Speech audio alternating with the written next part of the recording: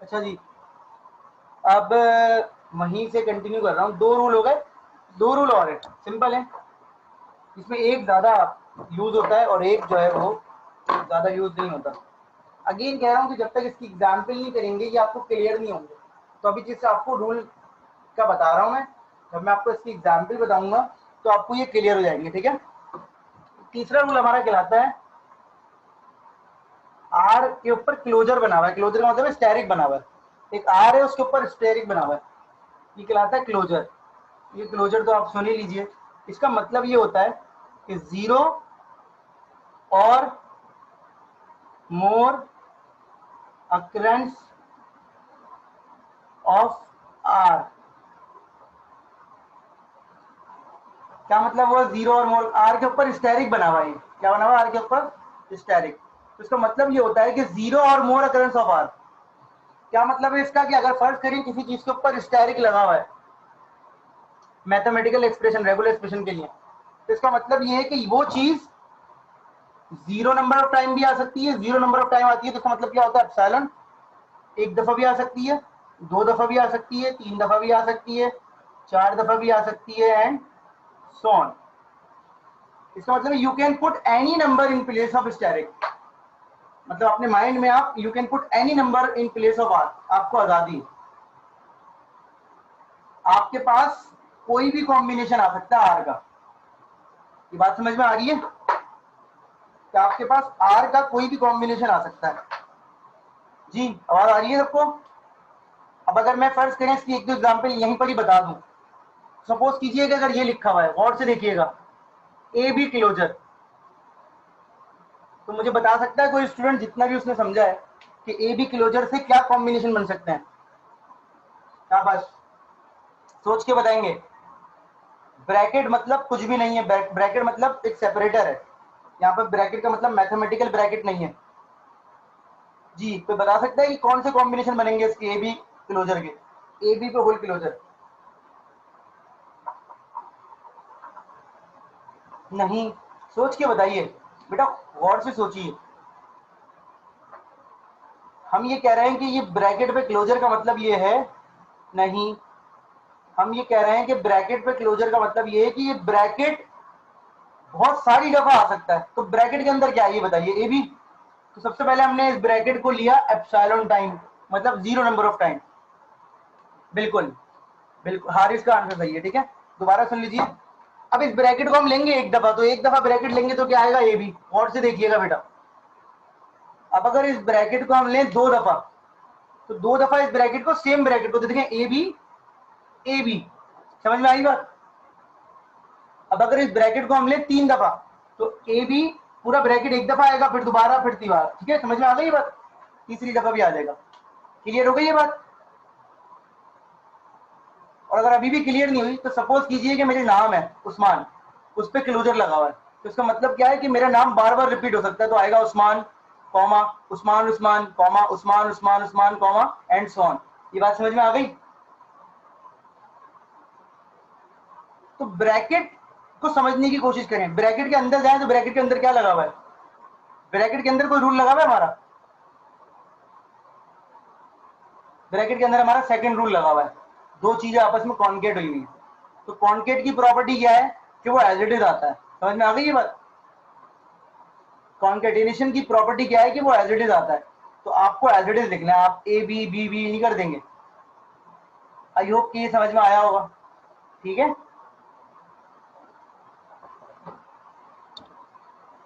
एक आखिरी रूल है इसका जो कि बहुत बहुत कम यूज होता है, लेकिन वो भी है, आर प्लस कहलाता है वो। क्यों कम यूज होता है वो मैं आपको बताता हूँ। इसका मतलब होता है वन और मोर अक्रेंस ऑफ आर।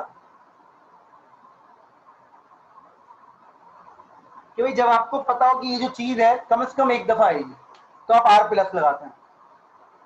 ये चीज कम से कम एक दफा आएगी तो आप आर प्लस लगाते हैं। क्लियर? जब ये चीज कम से कम एक दफा आएगी तो आप आर प्लस लगाते हैं। जब वो चीज जिस पर आपने क्लोजर लगाया वो चीज की चॉइस है, तो अगर मैंने फर्स्ट करें ए प्लस लिखा हुआ है, तो इसका मतलब ये इसमें एप्सिलॉन इंक्लूड नहीं है, कम से कम एक दफा ये आएगा। क्लियर हो गई बात? तो देयर इज अ चॉइस कि अगर आप आर क्लोजर लगा रहे हैं तो मीनिंग अलग है, आर प्लस लगा रहे हैं तो मीनिंग अलग है। अब अगर मैं आपसे कहूं ये R plus is equal to R R closure, तो ये बात सही है या गलत है? सही का मतलब ये होता है कि आपको समझ में आ रही है या नहीं आ रही। आर प्लस का मतलब है आर डॉट आर क्लोजर,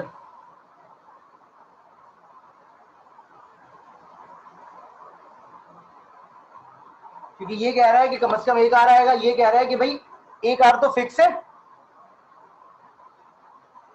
एक आर तो फिक्स है, और उसके बाद जो है जीरो और मोर नंबर ऑफ अकरन जो है वो आपके पास आ जाएंगे। तो दोनों से आप एक ही तरह के स्ट्रिंग बना सकते हैं। इसमें भी आर प्लस में ही नहीं है, नहीं साथ मैं पॉइंट समझा दूं मैं तुम्हें। इससे तुम स्ट्रिंग बनाओ, तुम्हारा स्ट्रिंग सबसे छोटा क्या बनेगा, R R R and so on. तुम इससे स्ट्रिंग बनाओ तो इस आर की वजह से तुम्हारे पास यहाँ पर आर आ जाएगा। अब अगर तुम यहां से एप्सिलॉन लो तो आर डॉट एप्सिलॉन का मतलब आर ही होता है। किसी भी चीज के बाद एप्सिलॉन जब कॉन्केट हो रहा होता है तो वही चीज बन जाती है। ठीक है, मैं आपको बता रहा हूँ बेटा, आपको समझा रहा हूँ दोनों को। देखें, ये आर तो फिक्स है सब में, इसका मतलब जब भी स्ट्रिंग बनेगा ये आर तो आ ही जाएगा। तो अब अगर आप इस आर क्लोजर से एप्सिलॉन लेते हैं तो बस ये समझ लें तो आपको समझ में आ जाएगा ये बात कि आर डॉट एप्सिलॉन का मतलब होता है आर। सही, किसी भी चीज के साथ जब एप्सिलॉन कॉन्केट हो रहा होता है तो मल्टीप्लिकेशन नहीं है कि जीरो हो जाएगा, वो चीज बन जाती है वापस। सही है, तो बस ये दोनों बराबर है।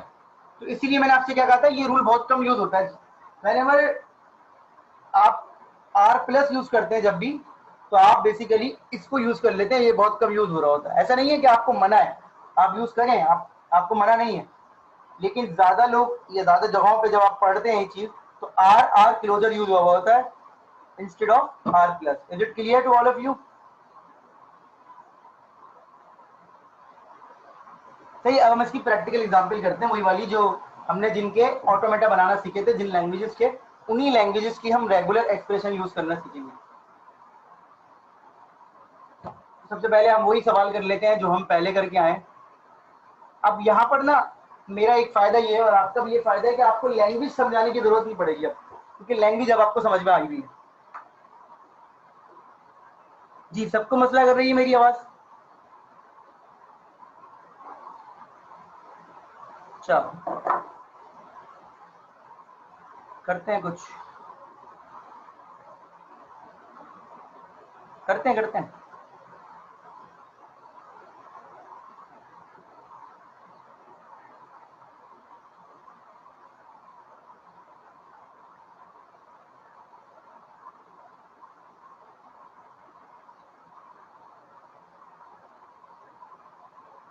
अब बताइए, अब सही है आवाज? अब सही है आवाज?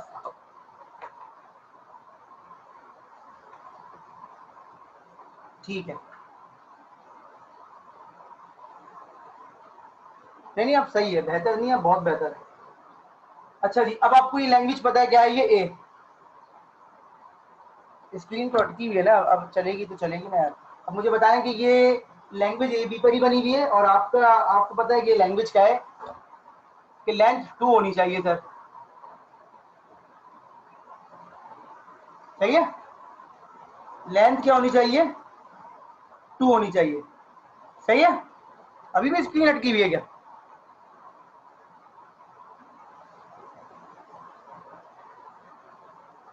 अरे तो मैं लिख ही नहीं रहा था कुछ, तो फिर स्क्रीन हैंग थोड़ी, चलो खैर। अच्छा, ये अब ना रेगुलर एक्सप्रेशन पढ़ते हुए हमें कम से कम ये चीज की प्रॉब्लम नहीं होगी कि अब हम लैंग्वेज को ज्यादा समझें, क्योंकि हमें लैंग्वेज तो ऑलरेडी डीएफए से समझी रही है। अब देखें, अब मुझे बताएं इसका मतलब क्या है, इसका मतलब क्या है? सिर्फ अगर मैं इतनी मैथमेटिकल एक्सप्रेशन लिखूं, रेगुलर एक्सप्रेशन, इसका मतलब क्या है? शाबाश।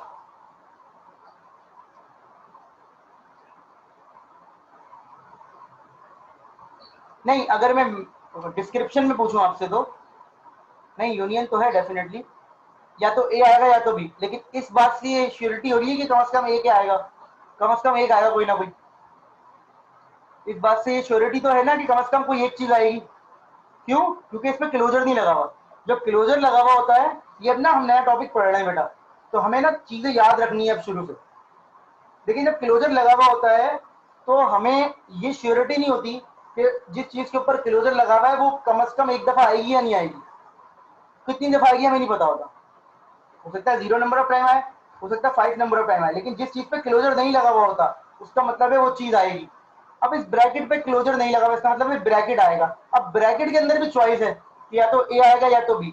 इसका मतलब है कम से कम एक कोई आएगा। हमें कितनी लेंथ के लिए काम करना है? हमें कितनी लेंथ के लिए काम करना है? 2 के लिए। तो हम क्या ये काम कर सकते हैं कि इसके बाद एक ब्रैकेट और लगा दें? हमने क्या किया, कॉन्केट कर दिया एक ब्रैकेट और, क्योंकि हम एक ब्रैकेट को समझ चुके हैं। एक ब्रैकेट का मतलब होता है, यूनियन वाले ब्रैकेट का मतलब होता है एक लेंथ। तो एक और ब्रैकेट लगा दिया तो 2 लेंथ हो गई। एक ब्रैकेट का मतलब होता है 1 लेंथ, एक और ब्रैकेट लगा दिया 1 1 1। अब देखिए यहाँ से भी एक बंदा आएगा, यहाँ से भी बंदा आएगा, क्योंकि बीच में एक कॉन्केटेशन हुआ है, तो ये दो एक के बाद एक आएंगे, हमें उससे कोई फर्क ही नहीं पड़ता। अगर हम बीच में प्लस लगा दें तो प्रॉब्लम हो जाएगी। अगर हम इसमें बीच में प्लस लगा दें तो प्रॉब्लम हो जाएगी, या तो ये ब्रैकेट या तो ये ब्रैकेट। हमने दोनों ब्रैकेट के दरमियान में कॉन्केट किया हुआ है, तो यहाँ पर हमने 2 लेंथ के लिए काम कर लिया। अब आप यहाँ से ए पिक कर लें, यहाँ से ए पिक कर लें, यहाँ से ए पिक कर लें, यहाँ से बी पिक कर लें, यहाँ से बी पिक कर लें, यहाँ से ए पिक कर लें, यहाँ से बी पिक कर लें, यहाँ से बी पिक कर लें। तो इन एनी केस आपकी लेंथ जो होगी वो कितनी होगी? 2 होगी। क्लियर हुआ?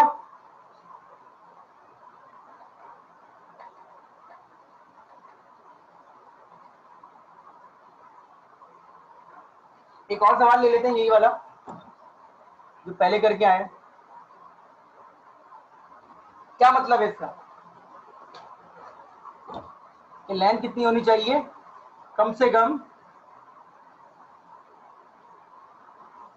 2, एटलीस्ट 2 लेंथ होनी चाहिए, ऐसे ही है ना? एटलीस्ट लेंथ कितनी होनी चाहिए? 2 होनी चाहिए। तो अब अगर हम 2 लेंथ की आपसे बात करें तो आप बोलेंगे सर एटलीस्ट 2 लेंथ में जो पिछला क्वेश्चन किया है उसका भी कोई ना कोई, उसकी भी कोई ना कोई लॉजिक यूज होनी चाहिए। तो डेफिनेटली होनी चाहिए, ऐसा ही है, बिल्कुल सही। लेकिन आपने पिछला जो क्वेश्चन किया है उसमें आपने 2 लेंथ को यूज किया है, और इसमें भी 2 लेंथ का कोई कॉन्सेप्ट आ रहा है। एटलीस्ट में आ रहा है लेकिन आ रहा है, तो इसका मतलब कोई ना कोई पुराना कॉन्सेप्ट यूज होना चाहिए। तो हमने कहा कि भाई कम से कम 2 तो होने चाहिए, तो 2 के लिए तो देखिए हमने नहीं कर दिया। इतना तो हमें प्रॉब्लम नहीं है ना हमने ये क्यों लिखा, इतनी तो हमें प्रॉब्लम नहीं है ना कि हमने ये क्यों लिखा है।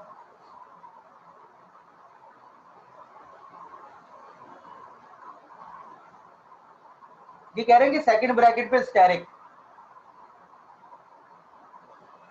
मैं कह रहा हूं कि सेकंड ब्रैकेट पे plus. Does it make any difference? ये कह रहे हैं कि सेकंड ब्रैकेट पे स्टेरिक लगा दें, मैं कह रहा हूं सेकंड ब्रैकेट पे प्लस आएगा। क्यों? अगर सेकंड ब्रैकेट पे स्टेरिक लगाते हैं तो सेकंड ब्रैकेट हो सकता है ना, तो 1 लेंथ जाएगी। पहले मैं इन लोगों को समझा दूं फिर आपसे बात करता हूं। सबसे बेहतर सॉल्यूशन ये है, ये क्या कह रहा है जिसको मैंने अंडरलाइन किया हुआ है, जिसको मैंने अंडरलाइन किया हुआ है, कह रहा है 2 लेंथ। उसके बाद मैंने 2 से ज्यादा लेंथ पे क्या लगा दी? चॉइस लगा दी कि 0 और मोर अक्रंस ऑफ दिस। तो अगर ये 2 है और ये 0 है तो 2 लेंथ हो गई। अगर ये 2 है और ये एक दफा ले लिया तो 3 हो गया, 2 2 दफा ले लिया 4, 3 दफा 5, 6 7 एंड सो ऑन। समझ में आया कॉन्सेप्ट? इसका मतलब है जहां तक हमें पिक करना है वहां तक हम लोग स्टेरिक नहीं लगाएंगे।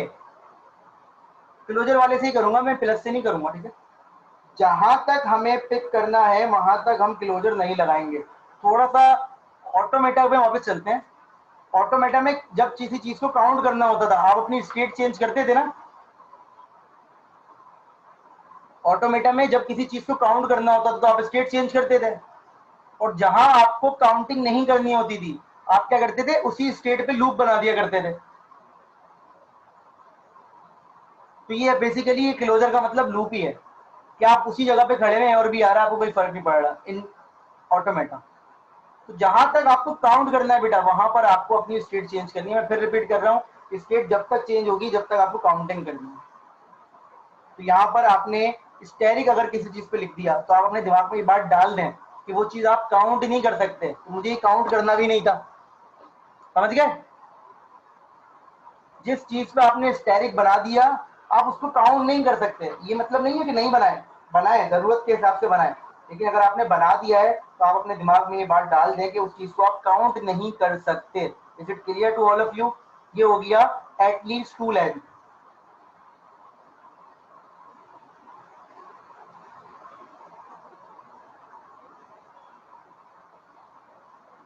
सही है। अब आ जाते हैं एटमोस्ट 2।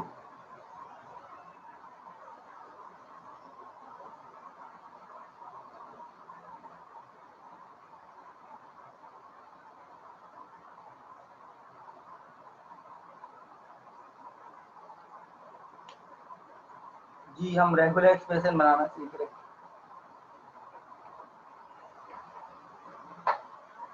मैं तो वही सिखा रहा हूँ काफी देर से। आप क्या समझ रहे थे?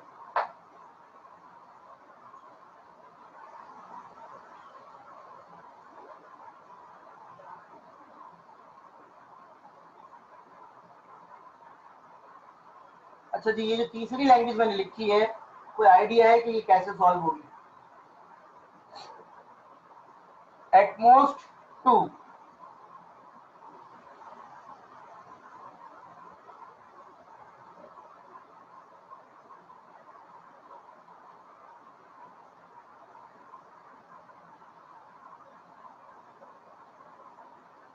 एटमोस्ट 2 ये कैसे बनेगी, कोई आइडिया है किसी को?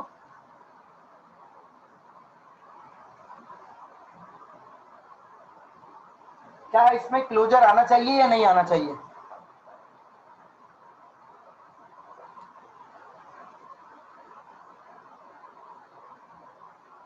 क्या इसमें क्लोजर आना चाहिए या नहीं आना चाहिए? नहीं आना चाहिए। क्यों नहीं आना चाहिए? क्योंकि देखिए आपको इनफाइनाइट लेंथ के लिए काम ही नहीं करना।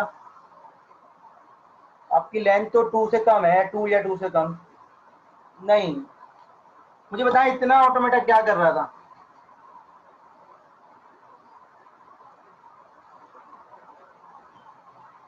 इतना सॉरी ऑटोमेटिक कर रहा हूँ, इतनी रेगुलर एक्सप्रेशन क्या कर रही थी?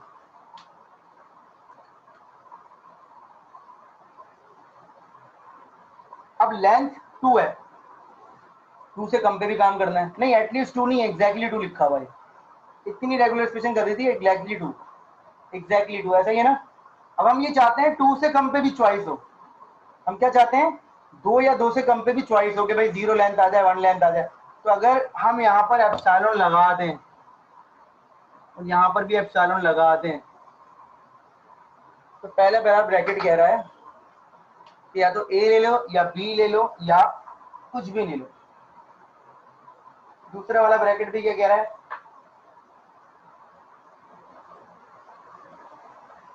या तो ए पिक कर लो या बी पिक कर लो या एप्सिलॉन पिक कर लो। तो अब अगर आप गौर कीजिए, तो अगर आपको सिर्फ 0 लेंथ बनानी होगी तो दोनों जगह से आप क्या पिक कर लेंगे? एप्सिलॉन। अगर आपको 1 लेंथ बनानी होगी, 1 लेंथ, तो किसी एक से कैरेक्टर पिक कर लें, दूसरे से एप्सिलॉन पिक कर लें। और आपको 2 लेंथ बनानी है तो दोनों से आप अल्फाबेट को पिक कर लीजिए। जी एटमोस्ट 2 बन गया। अगर आपको 0 लेंथ बनानी है तो आप दोनों से एप्सिलॉन पिक कर लीजिए।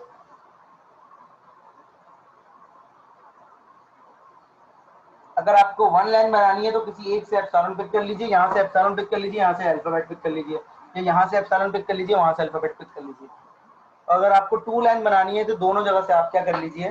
दोनों जगह से आप अल्फाबेट्स को पिक कर लीजिए।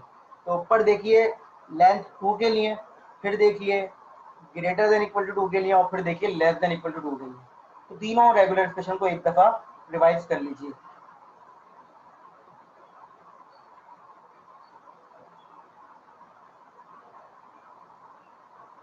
क्या है ये बेटा है एटलीस्ट 1, जो आपने लिखा है एटलीस्ट 1।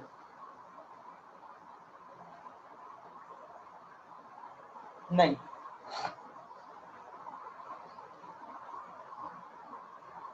आपने जो रेगुलर एक्सप्रेशन लिखी है उससे ये कह रहा है कि ए प्लस बी में से कोई एक चीज आएगी और उसके बाद ए प्लस बी में आपकी मर्जी है, तो ये रेगुलर एक्सप्रेशन कहलाएगी एटलीस्ट वन लेंथ के लिए काम कर रही है, वन लेंथ के लिए काम कर रही है। नहीं नहीं बेटा नहीं कर सकते। देखें जो बिलाल का सवाल है ना वो ये है कि स्टेरिक की जगह पे कोई नंबर यूज नहीं कर सकते। देखें रेगुलर एक्सप्रेशन में अलाउ नहीं है, ये पावर का काम नहीं कर रही। हाँ एक्सटेंडेड रेगुलर एक्सप्रेशन होती है जब आप इसकी कोडिंग कर रहे होते हैं। कुछ टूल्स होती हैं जो कि आपको अलाउ करती हैं रेगुलर एक्सप्रेशन लिखना। तो फर्ज कर लीजिए मैं कह रहा हूँ कि भाई मुझे जो है एक यूजर आईडी चेक करनी है, ईमेल आईडी चेक करनी है कि भाई इसकी और मैंने कहा ईमेल आईडी में ना जो नाम है @ से पहले वो 100 कैरेक्टर से बड़ा नहीं होना चाहिए। तो वहां पर कुछ अलाउ कर देते हैं, वो ऐसे करते हैं कि वो कहते हैं जिस चीज को आप ये कर रहे हैं ना, देखें आप चाहते हैं ये चीज 5 दफा आए तो आप ऐसे लिख दें, वो सिस्टम टू सिस्टम अलाउ हो रहा होता है।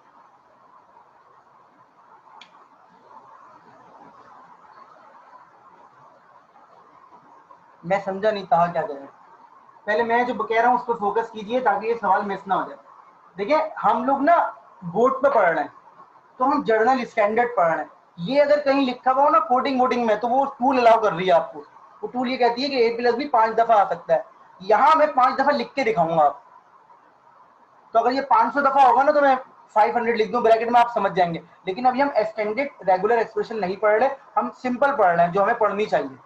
जब हम किसी टूल से रेलिवेंट होकर पढ़ेंगे ना तो फिर मैं आपको ये तमाम बातें समझाऊंगा भी कि भाई अगर आपको पूरी एक एबीसीडी लिखनी हो तो आप एबीसीडी नहीं लिखते, आप ऐसे लिख देते हैं। देखिए A-Z, वही मतलब है, वही मतलब है इसका कि पूरी एबीसीडी है। डैश का मतलब क्या है, हर चीज है इसके अंदर। ये स्क्वायर ब्रैकेट हो गया। लेकिन अभी हम इतना ना डिटेल में बात नहीं कर रहे कि हम उसको इम्प्लीमेंट, हम तो बोर्ड पे पढ़ रहे हैं, समझ रहे हैं आप। जब हम किसी टूल से रेलिवेंट होकर पढ़ेंगे तो हम ये बात करेंगे। क्लियर हो गई ये बात? जी कुछ सवाल पूछ रहे थे, मुझे समझ में नहीं आया था।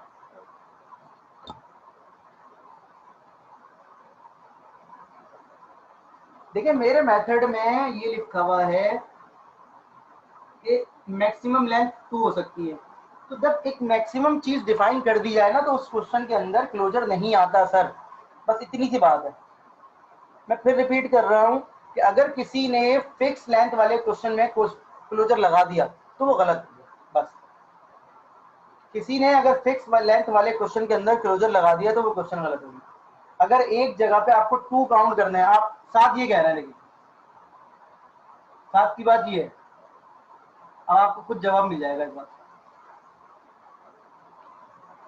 की। 7 की बात है,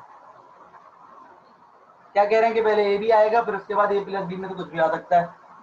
समझ में आ गई ये बात? तो ये गलत हो गया। मैं फिर रिपीट कर रहा हूं कि जहां फिक्स लेंथ काउंट करनी है, अगर आपने क्लोजर लगा दिया, ऑटोमेटिक में क्या कहता था कि अगर आपने लूप लगा दिया और फिक्स लेंथ से पहले तो आप फंस गए। तो इधर आपने अगर क्लोजर लगा दिया फिक्स लेंथ में तो आप फंस गए। ठीक है, अच्छा जी।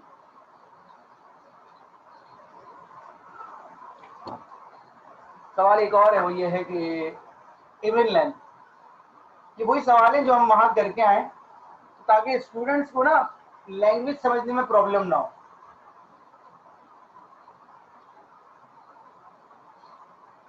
इवन लेंथ, अब इवन लेंथ का मतलब क्या होता है?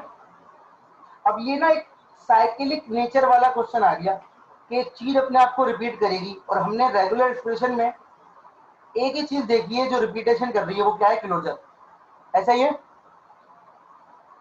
रेगुलर एक्सप्रेशन में जो चीज हमारी हेल्प कर रही है रिपीटेशन के लिए वो क्या है? स्टार या क्लोजर। ऐसा ही है ना? तो इसका मतलब है इसमें भाई स्टार तो आएगा कहीं ना कहीं, लेकिन 2 लेंथ पे आएगा। इसका मतलब है जब भी स्टार रिपीट करेगा वो 2 लेंथ को करेगा। तो देखें ये चीज क्या है,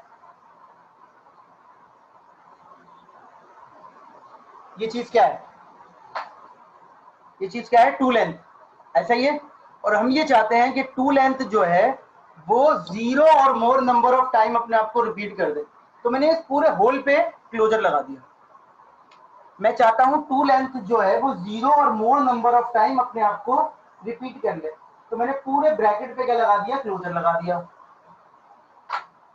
अब अगर मैं कहूं कि भाई मुझे अगर एप्सिलॉन चाहिए तो मैं इस ब्रैकेट को पिक ही नहीं करूंगा, तो एप्सिलॉन मिल जाएगा। अगर मैं चाहता हूं मुझे लेंथ 2 मिले तो इस क्लोजर की जगह पे मैं अपने दिमाग में फिक्स करूंगा कि 1, तो इस 1 की वजह से ये दोनों ब्रैकेट एक एक दफा आ जाएंगे। इस 1 की वजह से ये होल ब्रैकेट एक दफा आएगा, इस होल ब्रैकेट के अंदर भी 2 ब्रैकेट है तो वो दोनों भी एक दफा आ जाएंगे। अगर मैं इसको 2 दफा पिक करता हूँ 2 टाइम, तो 2 दफा पिक करने में ये ब्रैकेट बाहर वाला 2 दफा आएगा और 2 दफा में हर दफा ये 2 दफा आएंगे। ये पॉइंट समझ में आ रहा है?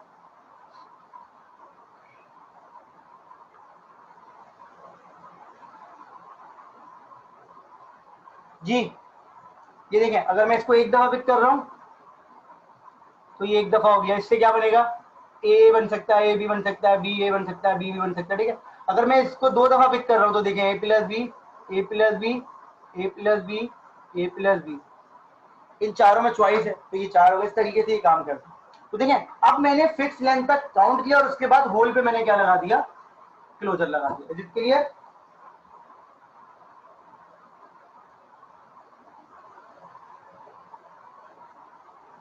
अब मुझे बताइए ऑड के लिए क्या बनेगा, सोच के बताइएगा, थोड़ा सा सोचिएगा प्लीज, सोचिए आप लोग, 1 मिनट है आपके पास।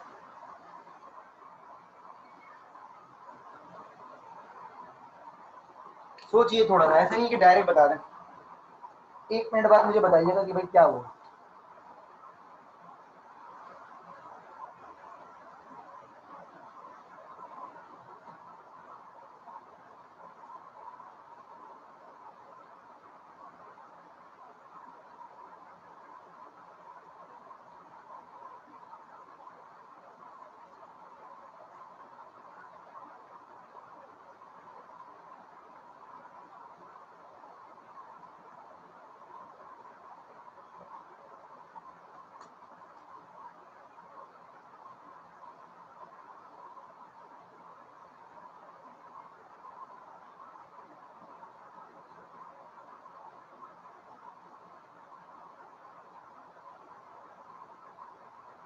अब लिख के बता दे राबिया। ठीक है, अरीबा बेटा आपने जो लिखा है वो आपने 3 पे ब्रैकेट लगा दिया है। राबिया जो कह रही है वो जरा देखना बेटा। और कोई बता रहा है कुछ?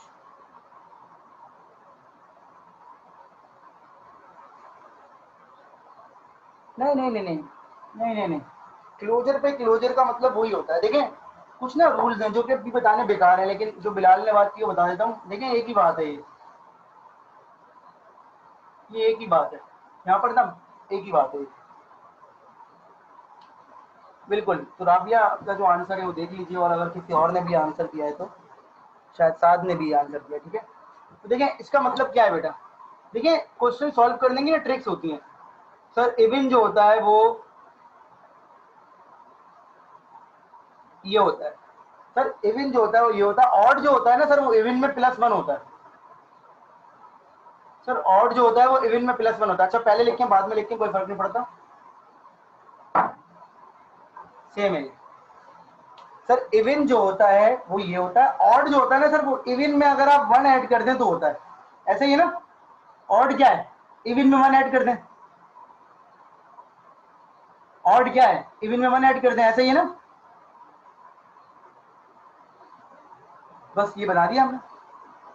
अब देखें, जो होल ब्रैकेट पे क्लोजर है, जो होल ब्रैकेट पे क्लोजर है वो क्या कर रहा है? 0 2 4 6 8, और जब भी कोई नंबर बनेगा ये 1 जो है अलग से आके उसको ऑड बना दिया करेगा। Is it clear? इसको पहले लिखें या बाद में लिखें, फिलहाल क्योंकि ये तीनों सेम है, तीनों सेम मीनिंग रखते हैं, प्लस बी ए प्लस बी ए प्लस बी, तो उनकी पोजीशन से कोई फर्क नहीं पड़ता। क्लियर हो गई बात? तो सवाल है तो पूछ लीजिए। आसान टॉपिक है ना ये, बस इसकी प्रैक्टिस ही करनी पड़ेगी और कुछ नहीं है। ये बड़ा आसान टॉपिक है, और ये आसान इसलिए भी है क्योंकि ना ये आप बाद में पढ़ रहे हैं क्लियर करिए। अगर आप ये शुरू में पढ़ रहे हो तो आपको शुरू में प्रॉब्लम हो रही होती, क्योंकि फिर आप ना आपका फोकस 2 चीजों पे होता। आपका फोकस होता लैंग्वेज भी समझनी है और फिर क्वेश्चन भी समझना है। यहाँ मैं लैंग्वेज लिख रहा हूँ, आपको पता है कि क्या लैंग्वेज है। अगर आपने सारी क्लासेस ली हैं जो कि ली हैं, तो फिर आपको लैंग्वेज में कम से कम प्रॉब्लम नहीं है कि सर ये लैंग्वेज क्या होती है। मैंने लैंग्वेज लिखी है, अब सबको पता है इस लैंग्वेज का मतलब क्या है। एक दफा बताने में शायद रिवाइज भी हो रहा है, और वैसे सबको आइडिया भी है कि लैंग्वेज क्या है। मल्टीपल ऑफ 3 लेंथ, ऐसा ही है ना, मल्टीपल ऑफ 3 लेंथ।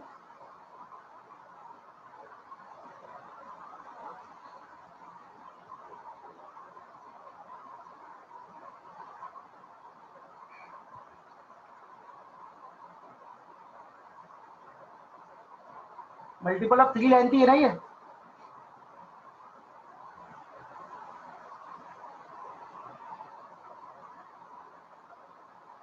सही है। अब आ जाए सर, जैसे इवन के लिए किया था वैसे ही कर लेते हैं।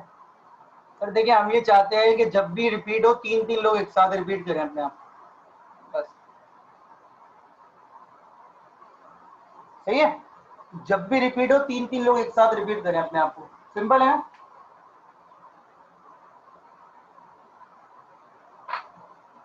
जब भी रिपीट हो तो 3 लोग एक साथ रिपीट करें।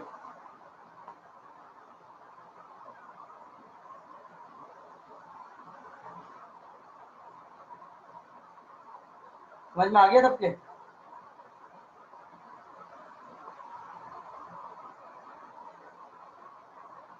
जब भी रिपीट होगा 3 का ग्रुप एक साथ रिपीट होगा। आ जाए और आगे कि अगर मैं इसको मैं 1 कर दूं तो बेटा क्या होगा, यहाँ पर मैं रिमाइंडर को 1 कर दूं तो क्या होगा,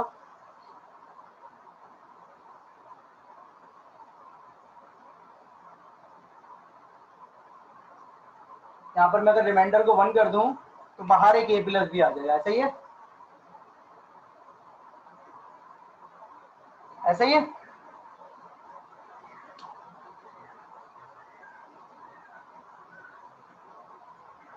और रिमाइंडर को 2 कर दूं तो 2 बाहर ए प्लस भी आ जाएंगे, ऐसा ही है। अगर रिमाइंडर को 1 कर दूं तो बाहर एक ए प्लस भी आ जाएगा, अगर रिमाइंडर को 2 कर दूं तो बाहर 2 ए प्लस भी आ जाएंगे, ऐसा ही है ना बेटा। तो लॉजिक समझने की कोशिश करवा रहा हूँ आपको, मैं आपके क्वेश्चन नहीं बढ़ा रहा, मैं आपको एक ही क्वेश्चन से 2-3 चीजें समझा रहा हूँ। चलें कुछ और देखते हैं।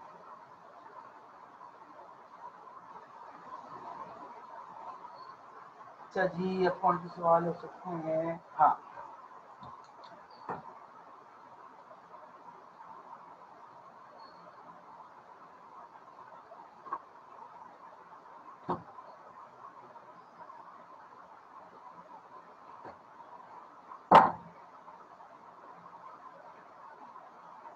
क्या मतलब है?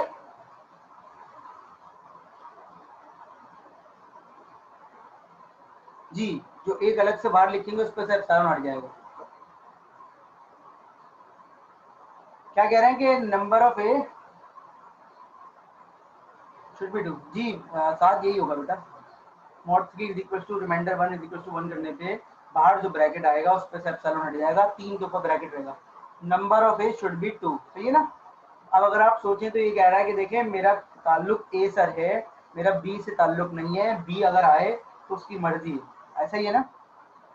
अब अगर बी आता है तो हम ये कहते हैं कि सर शुरू में भी आ सकता है, आखिर में भी आ सकता है, बीच में भी आ सकता है, ए जो है जहां आएगा वो मुझे याद रखना है, ऐसा ही है ना। तो जब भी ए आएगा इस क्वेश्चन के अंदर, अगर किसी ने ए के ऊपर क्लोजर लगा दिया तो क्वेश्चन गलत हो गया, कहीं पर भी, कहीं पर भी, शुरू में लगा दिया, आखिर में लगा दिया, बीच में लगा दिया, कहीं पर भी इस क्वेश्चन के अंदर अगर ए के ऊपर क्लोजर आ गया तो ये क्वेश्चन जाएगा गलत। समझ में आ गई मेरी बात? अब मैं आपको बोलता हूँ 1 मिनट में इसको जरा बना के बताइए जल्दी से, कोशिश कीजिए, सब गलत करेंगे सब सही करेंगे, अच्छी बात है, जो भी होगा फिर हम उसको वेरीफाई कर लेंगे। फटाफट 10-10 सेकंड, 15-15 सेकंड में जो भी करके बता रहे हैं बता दीजिए।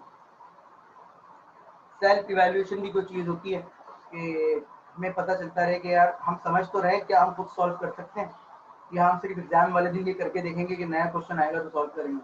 इस वक्त क्या हम ये क्वेश्चन सॉल्व कर सकते हैं? तो कोशिश कीजिए, इंशाल्लाह पाता होगा। शाबाश।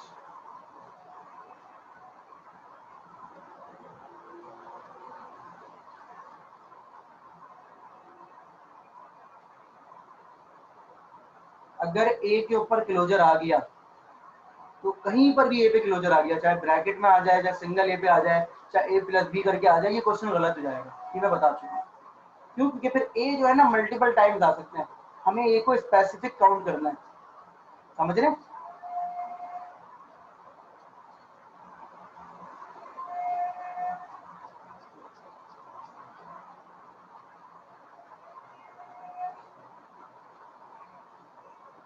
नहीं समझ में आया, जो आपने बनाया वो लिख दिया आप यहाँ पर। ये लैंग्वेज तो आप कर चुके हैं ना डीएफए में, एनएफए में भी कर चुके हैं।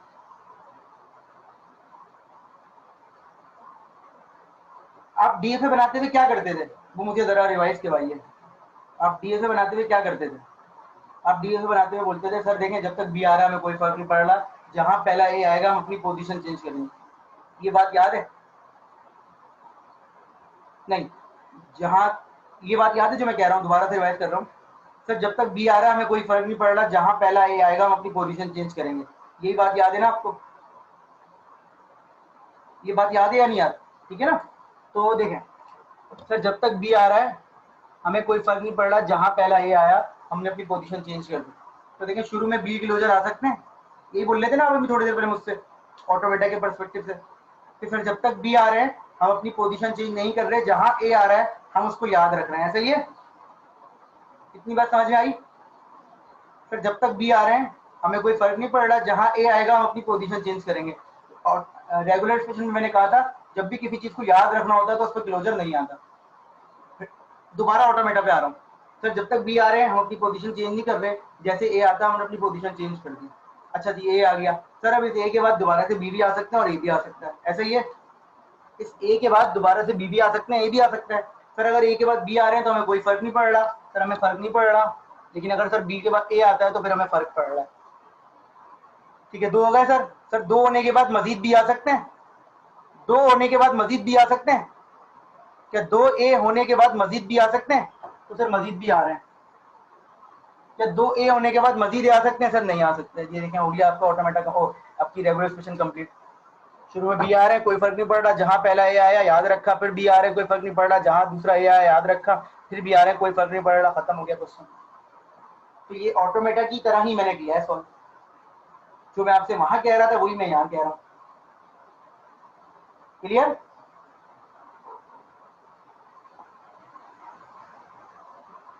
कोई ऐसा मसला नहीं है, प्रैक्टिस परफेक्ट बनाती है इंसान को, कोई ऐसा मसला नहीं है।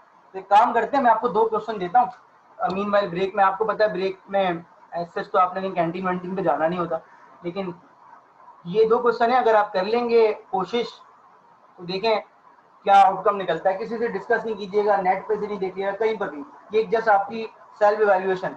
हाँ, वो जो दो क्वेश्चन आपको पीछे करवाए थे ना, एटमोस्ट 2 वाले और एटलीस्ट 2 वाले, वो जो है वो जरा देखिएगा, उनसे हेल्प ले सकते हैं। ये बिल्कुल वही क्वेश्चन है जो आपने पीछे किए हैं, सिर्फ हमने ए पे स्पेसिफिकली काम करना है। तो ये आप जो भी करेंगे क्वेश्चन के कहीं से भी नहीं देखेंगे प्लीज, ताकि आपकी सेल्फ इवैल्यूएशन हो। मैं करवाऊंगा ब्रेक के बाद, ताकि वेरीफाई कर लीजिएगा कि भाई आपने कितना किया। समझ में आ गई बात? तो ये दो क्वेश्चन लिख लीजिए अपने पास काइंडली, सब लोग लिख लीजिए, ताकि हमें ये पता चल सके कि भाई हमने कितना पिक किया और हम कितना भी समझ सकें चीजों को। इन्हें दोनों को आप कॉपी कर लीजिए।